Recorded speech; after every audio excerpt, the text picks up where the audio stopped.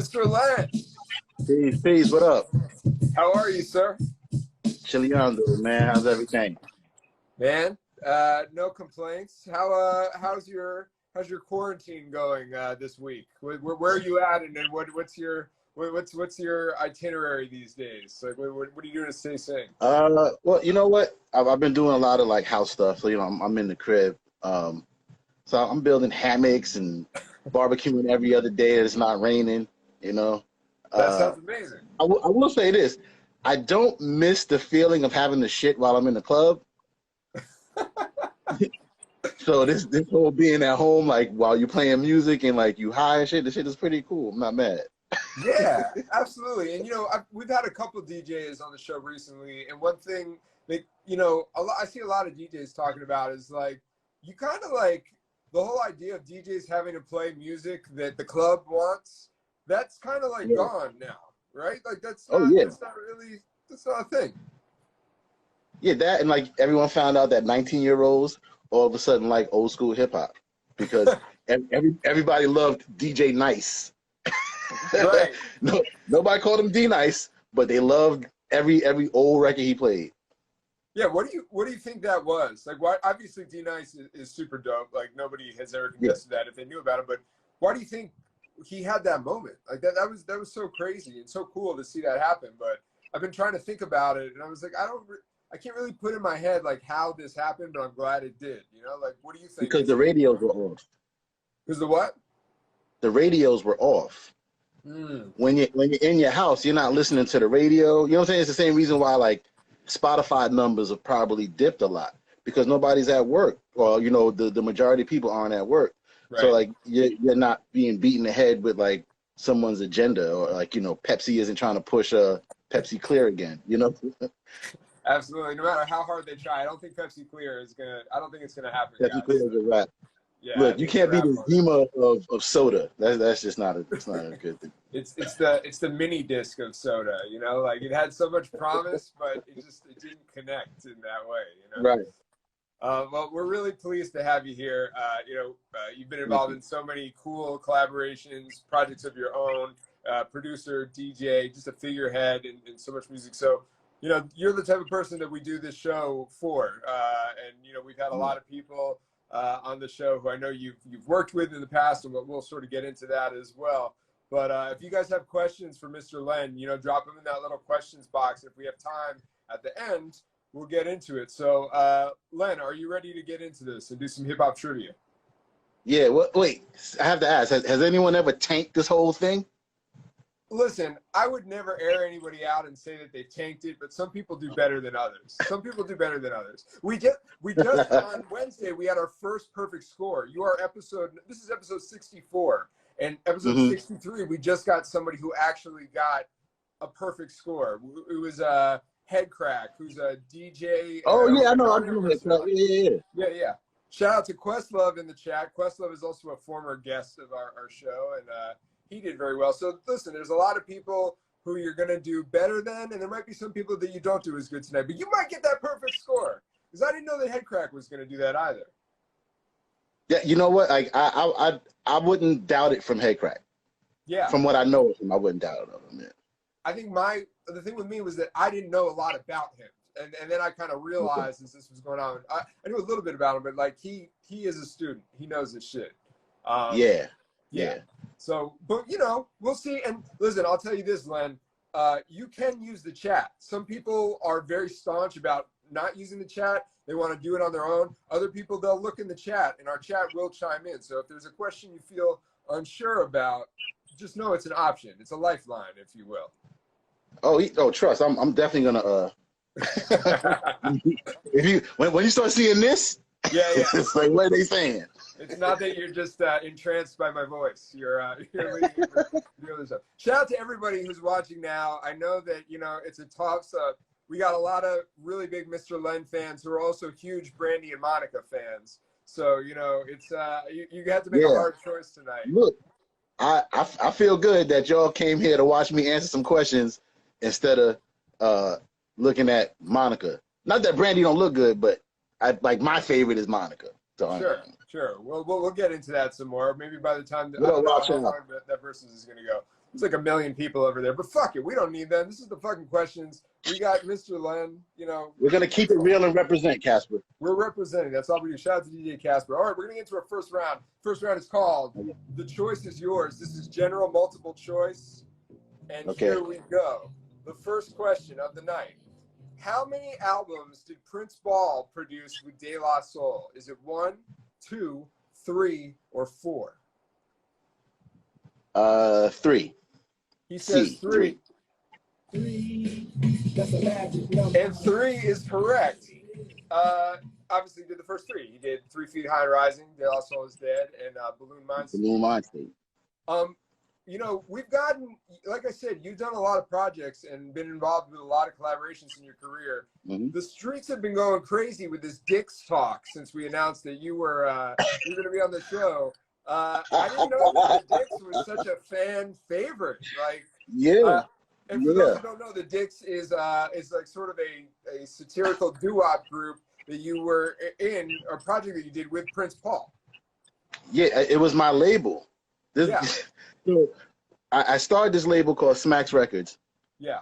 And you know, if you're friends with Paul, like, you know, you're gonna be like, yo, bro, send me a record. Like, you know, let's do something. Yeah. So Paul had this idea, and he was like, yo, you know, this is real, you know, real kind of iffy, man, but you know, it's called the Dix. I was like, I don't care, let's do it.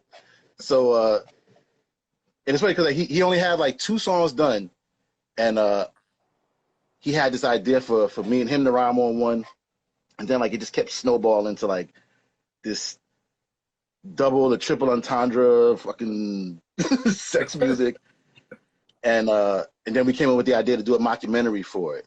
So when I pressed up the CDs for it, it came with a bonus DVD that had this mockumentary.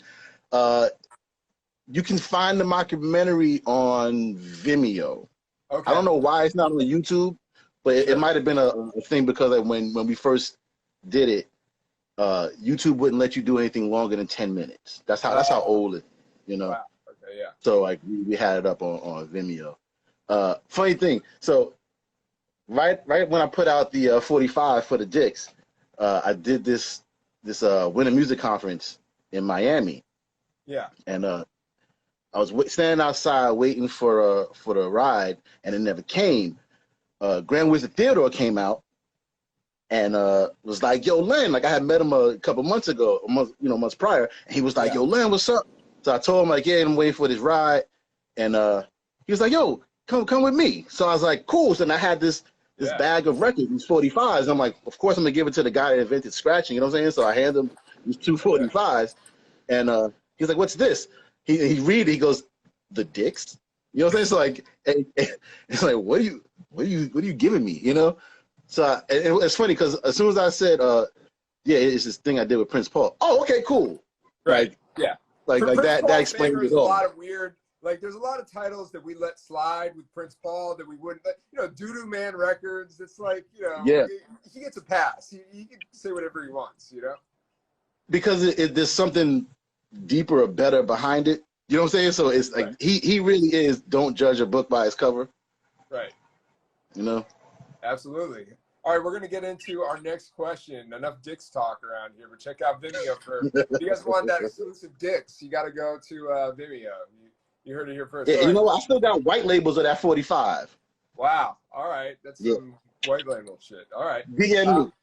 All right. Arsonist's debut album, As the World Burns, is notable for what?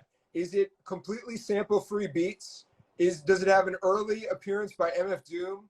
No outside guests or features, or did it never see an official release? What is notable about this Arsonist debut album? No guests. He's saying guests, and guess what, guys? He is correct. No outside guests. That's something that's interesting about, you know, that era, because like there were so many collaborations. You know, you had a lot of like cross-pollination, but the Arsonists on their first album, they really kept it like self-contained. And you worked a lot with the Arsonists. There's 30 people in the group. Right, exactly. It's like what if we take the Wu-Tang concept and we really blow it up? Like, you know, that's just. And it's funny because like, this is just me personally. I always wanted a battle between Jurassic 5 and the Arsonist. Ooh, They were very like true to hip hop groups, you know? Yeah. And like they used all the elements. Like you can hear the spray cans like when they're rhyming. You know what I'm saying? So it's like I always thought that would be like an interesting like sound clash. Yeah. That would be a good basis. Yeah, exactly.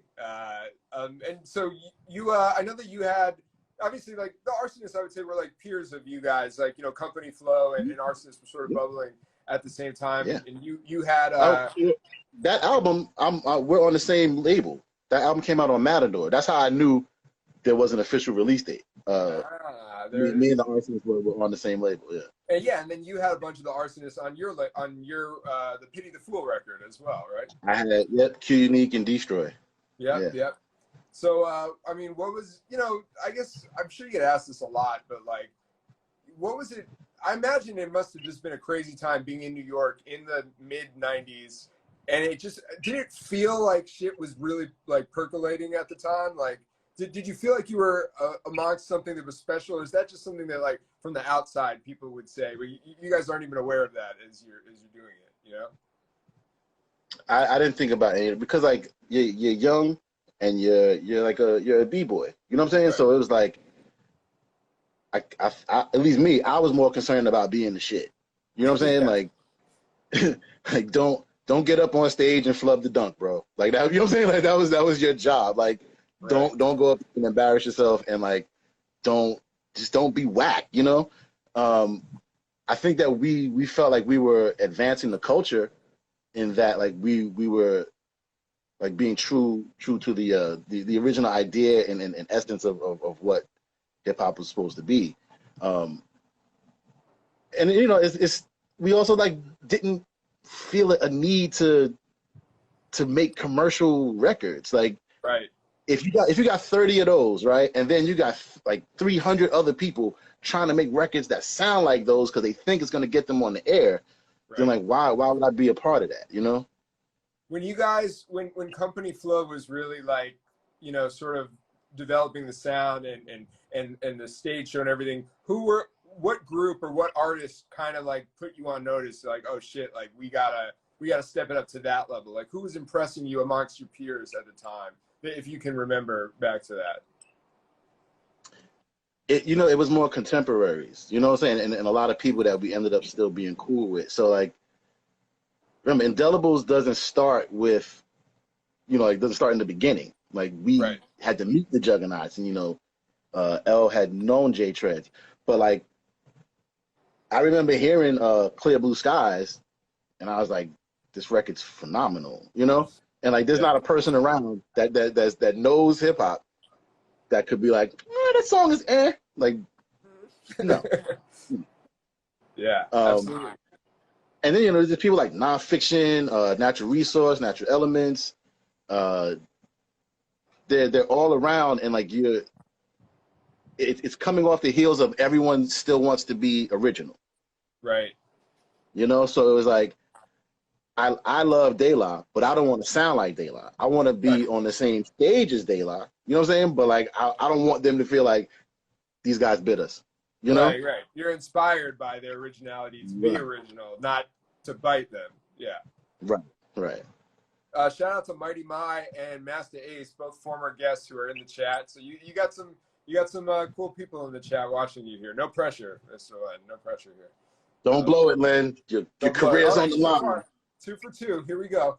Number 3, A-Track, Qbert, and Mixmaster Mike were all members of this turntablist group. Was it X-Men, Invisible Scratch PIKLZ, The Allies, or Beat Junkies? I don't remember A-Track joining the PIKLZ. I'll say The Allies, but the other two guys are PIKLZ, so, you know. But I'm going to say The Allies. No. Allies are from Florida. PIKLZ. Okay, whew, that was a close one. And you are correct. He was made like an honorary member of the PIKLZ. Okay. I know he's from Canada. Yeah, he's from Canada. Yeah. And yeah, I mean, you know, did you ever, because you kind of like, you are definitely like a DJ producer. Like, did you ever want to lean more into like the turntablism world, or was that something that like, you know, you sort of, what made you sort of decide to carve out your path that you wound up going when it comes to your style as a DJ and your style as like a producer, music maker, whatever you want to call it, artist? So when the record dropped, you know, I'm still into like the DMC battles and all those things, but the problem is you become a target. You know what I'm saying? Right. So it's like if I jump into a battle as that's the guy from Company Flow. You know what I'm saying? Like, yeah, there's ammo on me already. So like someone can pull apart Company Flow records, and like now I got like if there's like 7 people in that battle, I gotta battle 7 people. You know what I'm saying? Because it's like even if you don't win the DMC, you could be like, I beat him. Right. So like it became more of a thing for me where it's like, all right, let me be more creative. So if you notice, like a lot of what I do is production scratches where like you can't tell sometimes when the beat ends and the scratches start, you know, because it'll be a part of it. Doing hook scratches, like that's something that most DJs do in bands or in groups. Right. But the crazy thing was, and you know, when people go back and look at it now, you'll find that Cold Flow is one of the last groups where the DJ is in the group. Right. You know like what I'm an saying? actual member. Yeah. Right. So And the second Co-Flow record is like an instrumental record. So that's even more focused on the beats and the DJing that like, I don't think you really ever see that. Like I don't think we've really seen it since that a hip hop group that isn't known as an instrumental group puts out an instrumental record. Like that's sort of unprecedented. It was a chance. we took a chance. It worked, you know. The funny thing is, like, I after that, like a couple years later, I did this instrumental record called "The Marvels of Yes Tomorrow." Yep. And I told one of the people I was going to work with said, "Oh, you mean like an instrumental record like Donuts?" I said, "No, an instrumental record like Little Johnny from the Hospital." Like, so, respect the architect. Come on now. Come on now. You know, I'm not gonna be one of these people out here like I did it first, but like, you know, like sometimes, if I'm gonna, sometimes I'll be self-referential. Like I'm not gonna, like if somebody did something after me, I'm not gonna be like, yeah, like that guy. Like no, like me, like the one I did before. What made you guys decide to do an instrumental record at that point? Was it really a creative decision, or was it like were there other factors that sort of led to Little Johnny from the Hospital when you guys made that? The true story is I had just bought an MPC, and like this at the tail end of making Fun Crusher. Yeah. So I bought this MP, and I was like, yo, I'm making beats every day, and I was like, yo, I'm gonna make a record of just beats. Yeah. So I remember calling L up and was like, yo, we should do this. And he was like, okay, bet. Because, you know, we hang out and just make music. Right. So I was like, let's talk to Raucus. Raucus was like, you guys are hot right now. Like, you know, we could have farted in the bag. Yeah, you know what I'm saying? They've been like, yeah. So, you know, they gave us some money and like we did it. Towards the, I guess the middle or towards the end of making it, just kind of drops out the group. Right. So we started touring Little Johnny from the Hospital. And like, you know, if you were in Europe around that time, not that I don't know how many people were here in the chat were in Europe, but like, you never know. That's where a lot of people first saw Mr. Lift, Vast Air, BMS, you know what I'm saying? Because like we were touring. I remember Breeze Brewing came out a couple of gigs, and you know, but that was all like Little Johnny from the Hospital time. Yeah, that's crazy. Shout out to Vicky, Sneak Shot Photography. What up? Yeah, I mean, that's crazy. So, you know, I don't really know, like, and I don't know if this is like, if it's a weird question, but like, do you guys all still talk? Like, what is the relationship now with the Co-Flow guys? Like, or when was the last time that you guys all sort of connected? Let's see. Me and I almost call him by his government name. Me and LP text like sporadically, like. Yeah. He's like a cousin. You know what I'm saying? It's just like, hey, what up, man? You know? I haven't talked to Just in a minute. I think the last time I talked to Just might have been like 2 years ago. Yeah. Well, because you guys did do a reunion tour at some point, right? Like, like few years ago, Yeah. right? Or probably like we did Coachella. We did 2 shows with Portishead. One was Portishead and MF Doom. The other one was Portishead and Public Enemy. Wow. In fact, the one with Doom was in London. We did that show the day Amy Winehouse died. Damn. It was crazy. We pulled in to the venue, and it just hit the radio. Wow. And then it started like it was crazy to watch the news spread through the people in the venue. Oh, because you were like seeing their reactions. Like, Yeah. Damn, that's crazy. That's super crazy. When you did the show with Doom, are you sure it was Doom or was it imposter? It was definitely Doom. It was definitely all right. Yeah. Doom. Me and Doom part of the same crew, so like, you know, I knew it was. Yeah. You were able to like do the secret handshake if you're really Doom, and he did it. You're like, all right. Literally, that's what it was. Yeah. All right, we're gonna move on to the final question in this round. You're doing great so far, Mr. Len. This rapper ghost wrote 2 songs on Diddy's 2006 album Press Play. Was it Mace, Styles P, Pharoah Monch, or Mos Def? Pharaoh. He says Pharaoh. Not only is it Pharaoh, but I'm going to play for you guys. Maybe you guys have heard this. This is such an example of he's not even trying to hide the fact who wrote it. Listen to this, and you're going to hear all the Pharaoh. You're going to hear Pharaoh. Here we go. Y'all gonna love me. Feeling it's about to get ugly. Inject this dose of the future. Tap them veins, grab hold, let me shoot ya. Mainline this new Diddy heroin. Blatantly Pharoah Monch. He might as well have been doing this when he was rhyming. The rap hands. He might have taken a hit off an asthma inhaler just for authenticity. For authenticity. For authenticity, exactly. Pharaoh's another guy that you've done a lot of work with. Did War Media put out an album of yours, I want to say? No, what I did for Pharaoh, We Are Renegades, I engineered 2 songs on that record. He came here and the intro with Idris Elba. Yeah. I did that, and oh man, Amalgamated something, I think. Yeah, that sounds familiar. It was an intro to the song. And then the next record, the cover with the guy holding that weird looking gun to his head. Yeah. That was my computer wallpaper. Like before it became the album cover? Yeah, yeah. And Pharaoh was here. He was like, "Yo, what's that?" I was like, "Oh," because like I was going through this steampunk phase. As we all do. And yeah, because like, you know, that's what hip hop's about. So you know, I found that picture, and like obviously like the picture looks ill, and you know, it kind of fit his motif. So he found the dude and was like, "Yo, I want to use this photo." Wow.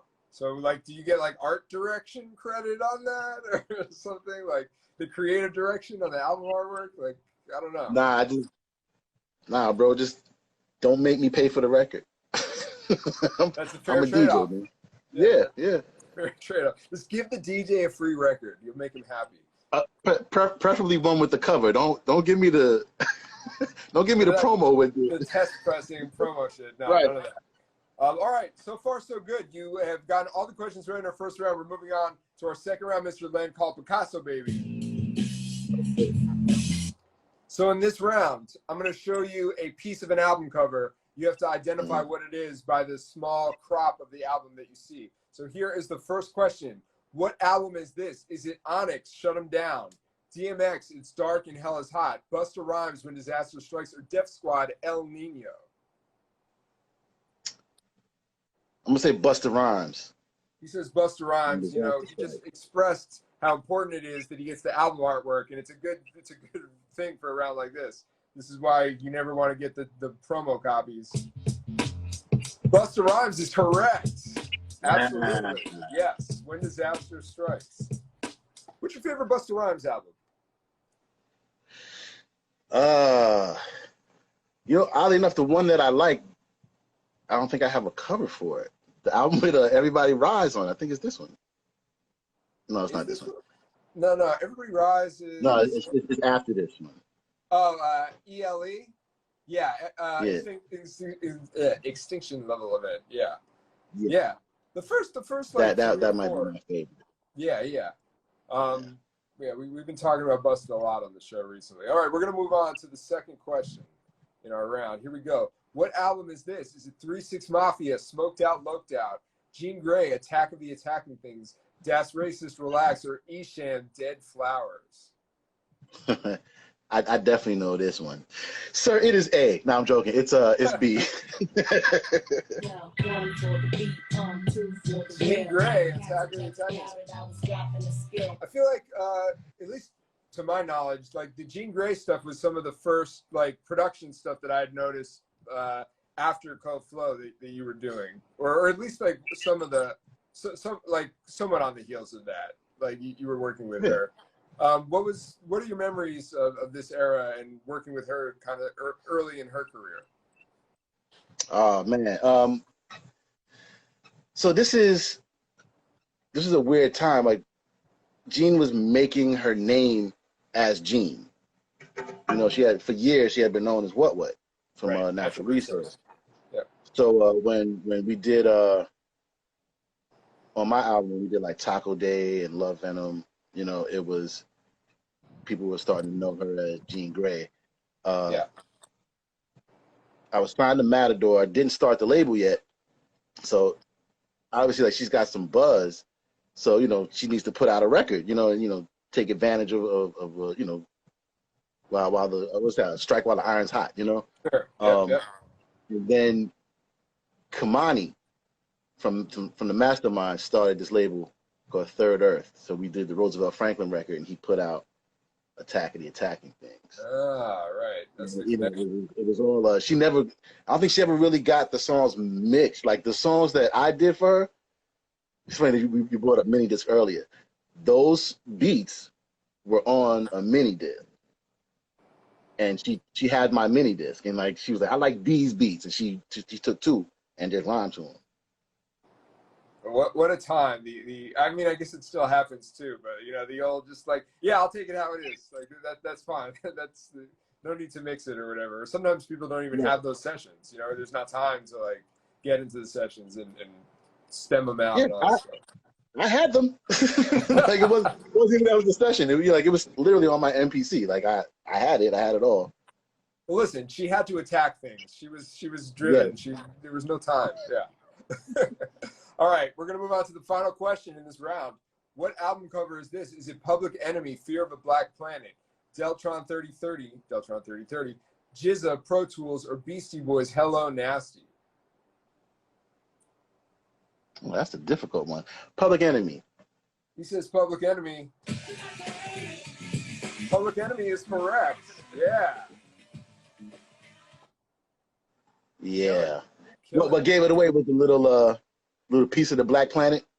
Right. We had to. We threw you a bone there. Yeah. We knew what we were. Yeah, doing. I appreciate that. We don't want otherwise I'd have been like, I'd have been like, ee.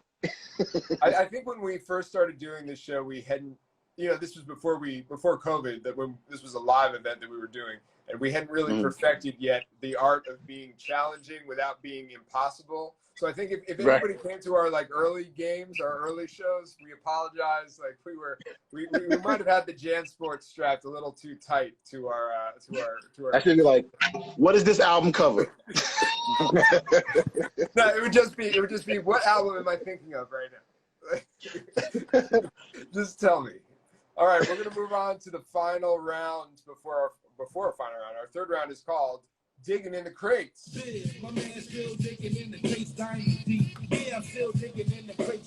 So in this round, it's all about the sample. I'm going to ask you a question, play you a sample, and you have to answer a question about it. So here we go. No questions wrong so far, Len. You've been doing great.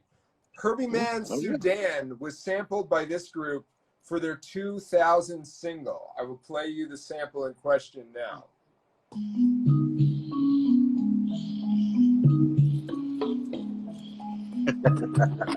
Is it Reflection Eternal, Jedi Mind Tricks, Massive Influencer, Zion I?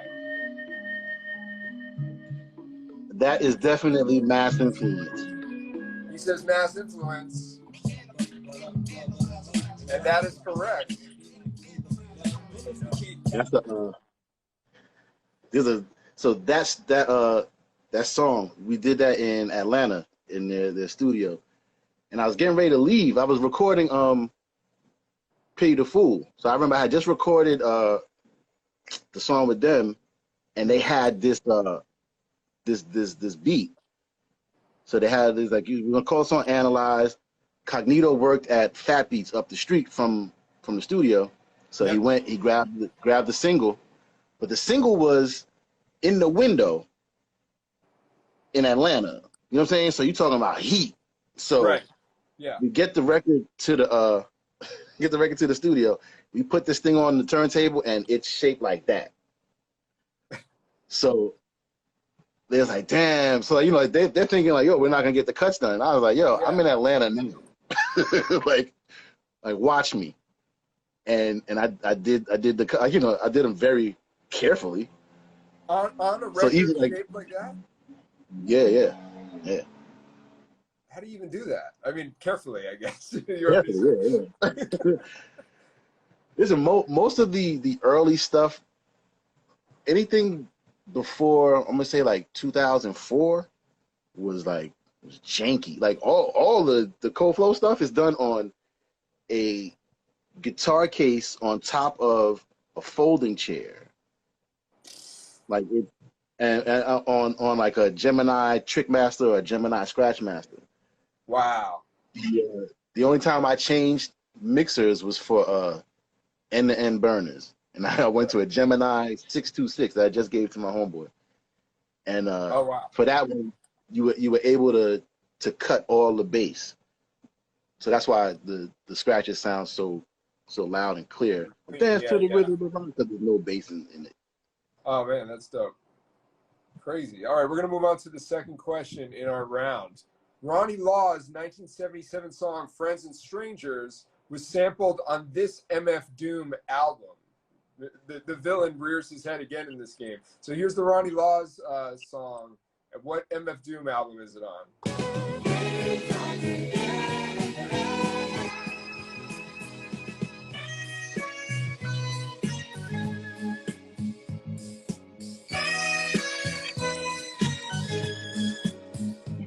Is it Mad Villainy, Food, Operation Doomsday, or Vaudeville Villain?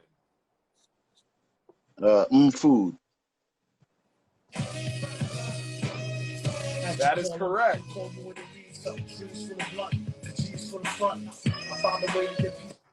I just want to let it play, but I can't. Like, yeah, Doom, that's my man. Shout out Doom.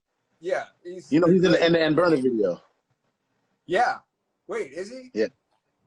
You can't. He's doing his Doom shit. So there's a part where you can see Vast, right? Like where you see shadows. We're on the train, right? You see Just, Vast, and I think L's in the far right.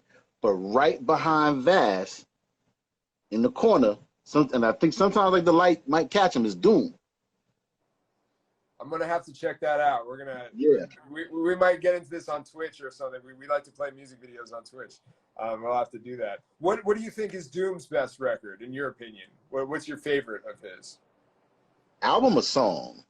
Album, I would say.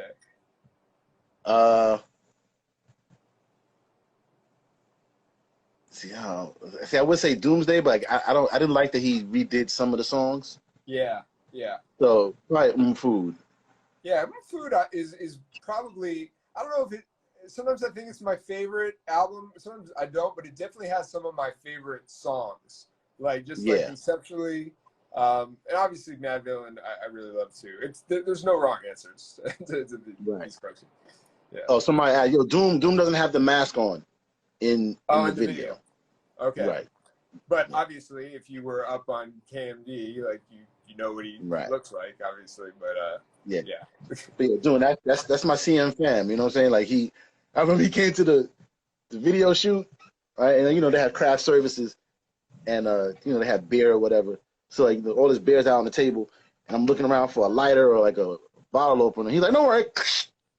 I had never. I was like, dude, are you okay? Like, I'm just, all I could think was like, is his teeth gonna fall out? But it was just normal for me. The secret is metal teeth. That's how he does it, metal teeth. And he said, there's only one beer left. Okay, here we go. Final question in the round. Rockin' It by the Fearless Four was sampled by all of the following artists except for one of them. So I'm going to play you Fearless Four, Rockin' It. They here, DMing, TL, Maxi, Mesa, DLB's rockin' it, yes he is rockin' it, Tito rockin' it, yes he is. So who did not sample this? I'm gonna say Artifacts. I don't remember them doing that.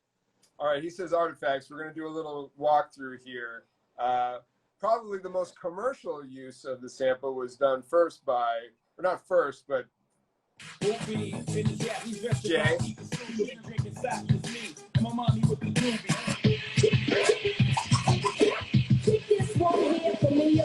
Right.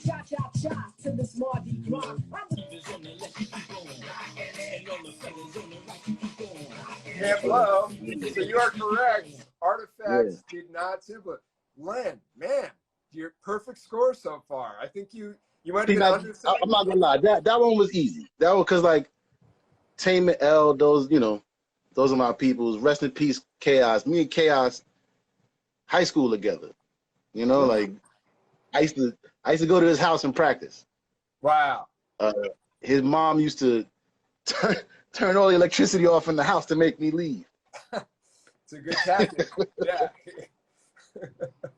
All right. Well, we have reached our final round, and the final round is called Time's Up. So what happens in this round, you are going to have 90 seconds to answer 5 non-multiple choice questions in 90 seconds. You get to choose the category. Here are your categories for the night.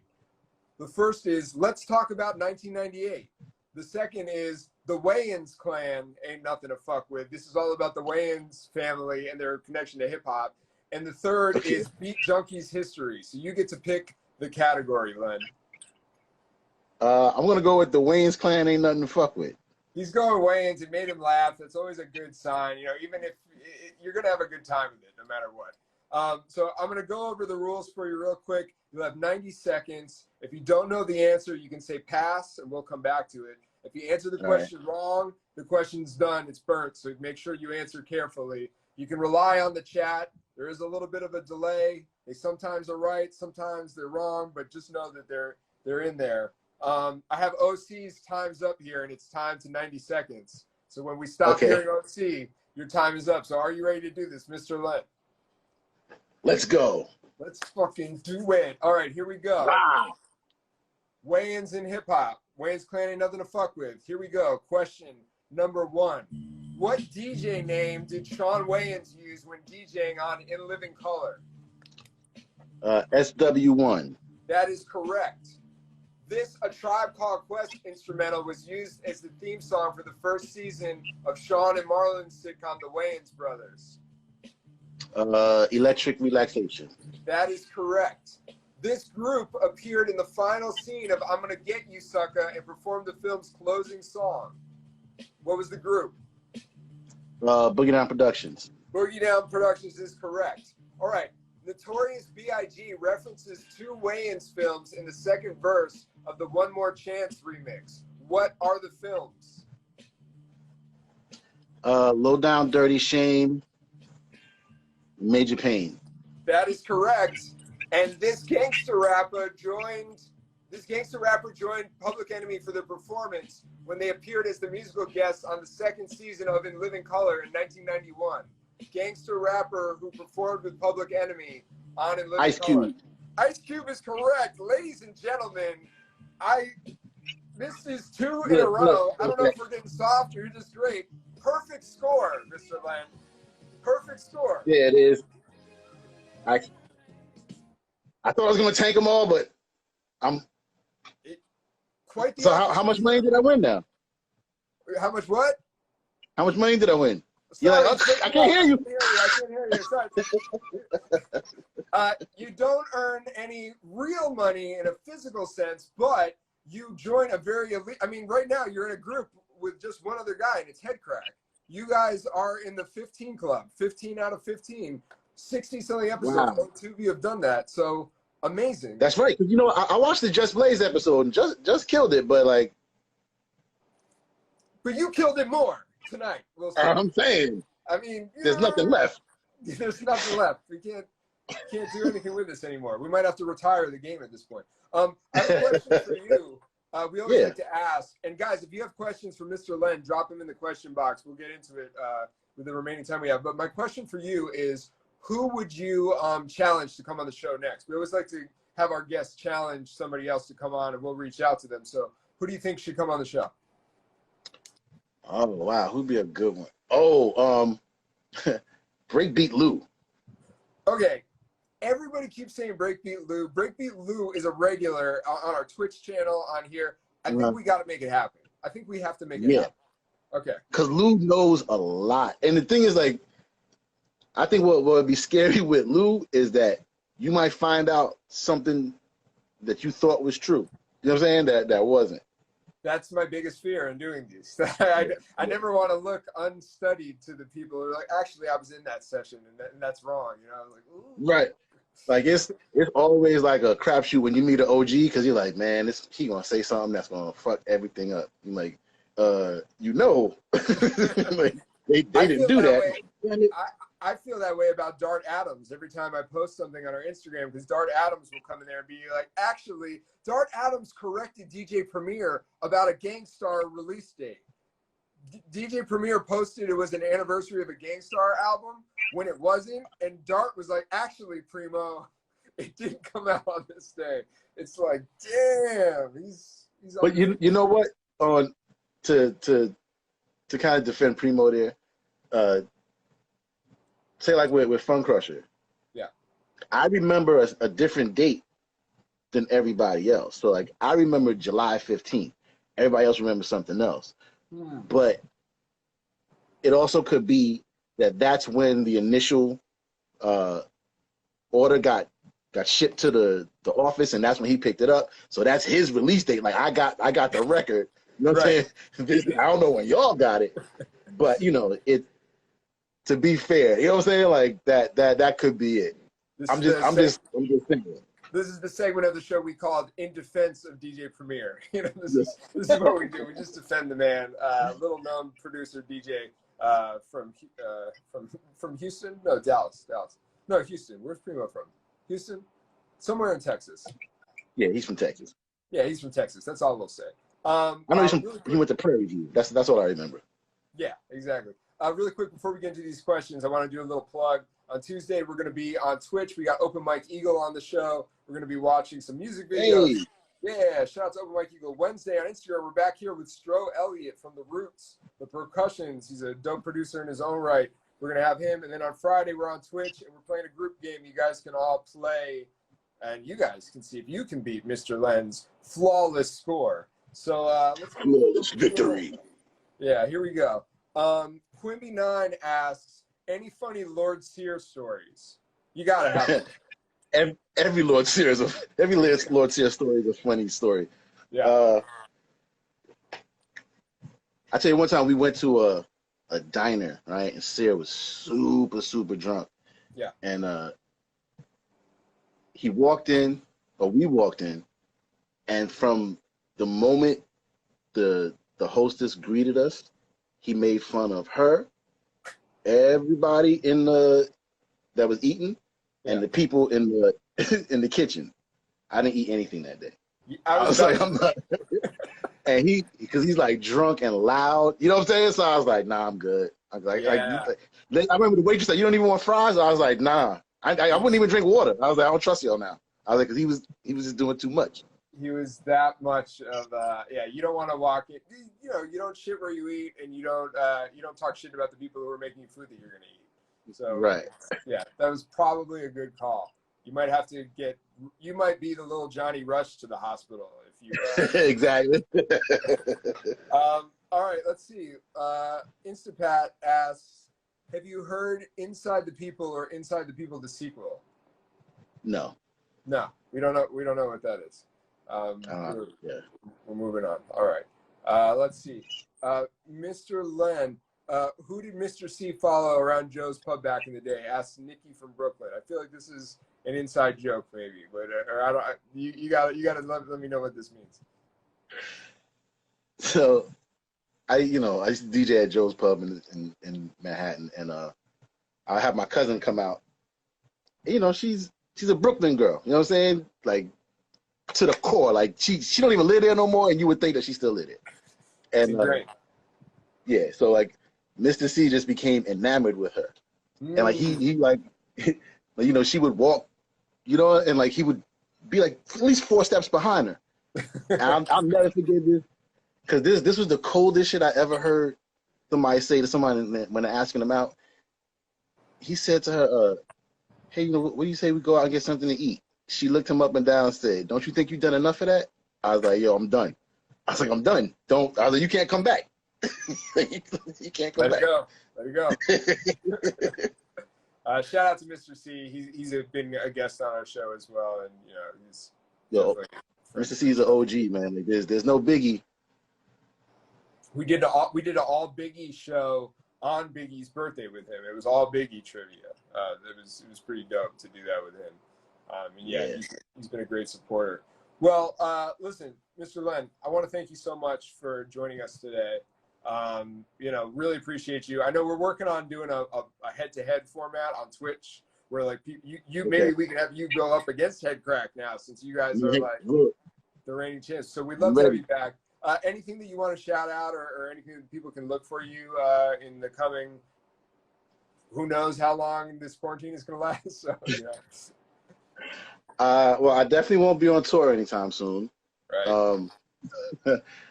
But like I pop up every now and then, like do mixes for, you know, different shows or whatever.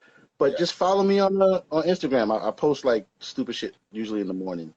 Who doesn't like stupid shit? Come on, it sells itself. I'm what they call a meme god. Oh, right. I should have. If I had known that, I would have changed my whole intro for you. I feel like I fucked up there. So for all ladies and gentlemen, the meme god is here. You know what I mean? Anyway, yeah, you can use that one if you want. Thank you again so much. We appreciate thank you, man. Thanks for having me, and yeah, we'll have you back real soon. Thank you. All right. And shout out Joy for setting this up too. Thank you, Joy. Yeah, big shout out to Joy. Yeah, Joy, a friend of the show, and yeah, she's great. So shout out to Joy. And if you don't have joy in your life, just have some joy in your life. You know? Look, everyone deserves some joy. She brings the joy. Thank you again so much. Be safe. We'll talk soon. Peace. All right, y'all. Peace.